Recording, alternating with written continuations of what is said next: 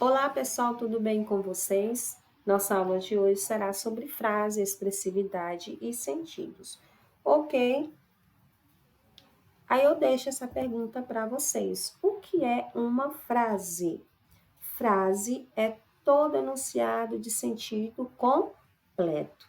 Será que nessa imagem aqui que vocês estão vendo, eu posso dizer que eu tenho uma frase? Não. Por quê? Porque ela tem apenas palavras aleatórias, palavras que não estão conectadas entre si e não estão transmitindo uma informação. Então, não podem ser consideradas frases, porque não transmite uma informação.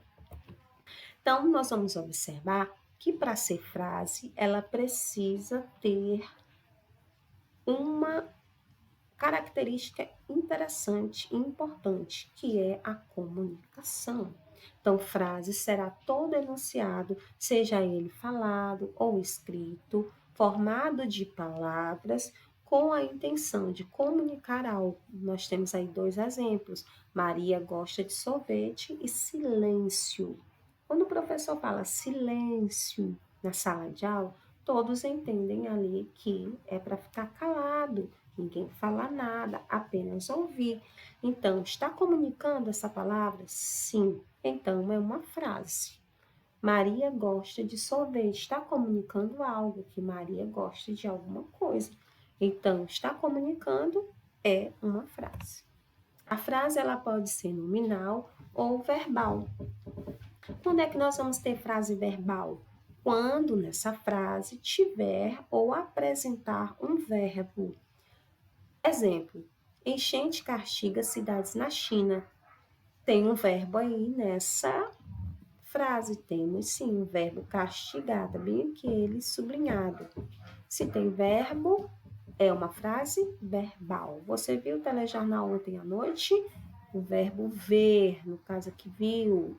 Tem um verbo nessa frase? Tem. Então, é uma frase verbal.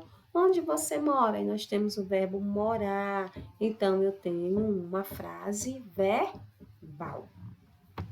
Na frase nominal, você vai observar que nesse tipo de frase não vai existir o verbo.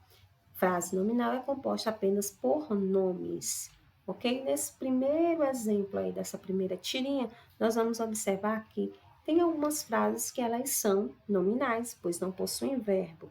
Tudo bem? Em que sentido? Porque a pergunta, quanto tempo? 2h15.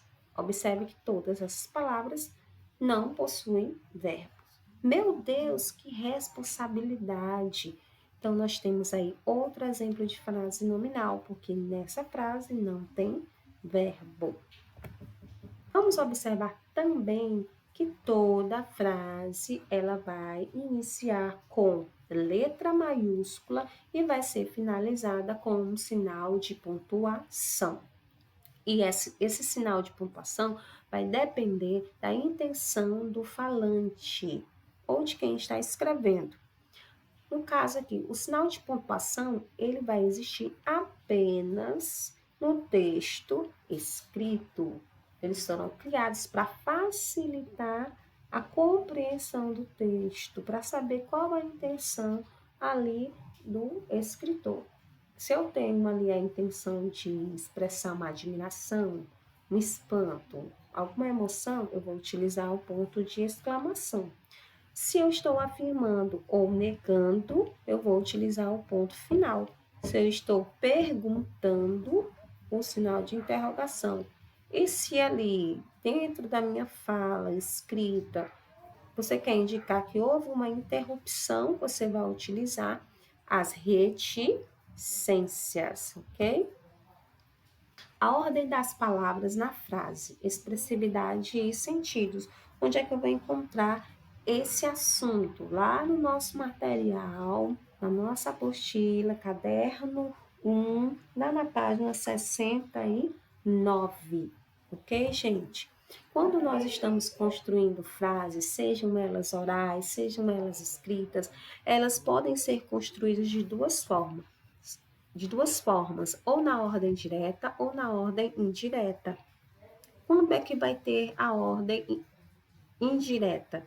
A ordem indireta é quando o sujeito ele está depois do verbo e a ordem direta é quando o sujeito está antes do verbo. Vamos ver aqui o exemplo de ordem direta, quando o sujeito está antes do verbo. Observe aqui nesse exemplo, as perdas da plantação foram significativas. Observe que essa parte em vermelho indica quem praticou a ação do verbo, ou seja, as perdas da plantação. E foram é o verbo. Observem que primeiro eu tenho o sujeito, o sei de quem eu estou falando, e depois eu tenho o verbo. Então, aqui eu vou ter ordem direta. Maria saiu. Primeiro veio o quê? O sujeito, que é a pessoa de quem eu estou falando, e depois saiu, que é o verbo. Então, eu vou ter aí a ordem direta. Na ordem direta, o sujeito vem depois do verbo. Foram significativas as perdas da plantação. Observe aqui que primeiro veio o verbo e depois veio o sujeito, o ser de quem se está falando. Ok, pessoal? Outros exemplos aqui para a gente compreender um pouco melhor. Então, na ordem direta, quando o sujeito está o quê? Antes do verbo. Observe o exemplo. Os alunos estão em casa.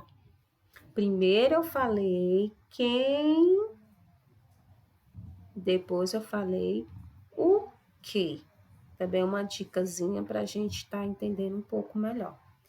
Quem? Eu estou falando de quem? Dos alunos. Falei primeiro deles. O que eles estão fazendo? Estão em casa. Observe que a ação vem depois do nome do sujeito. Na ordem direta, eu vou ter aí o inverso. Ou seja, primeiro eu falo o que aconteceu para depois dizer quem foi. Estão em casa os alunos.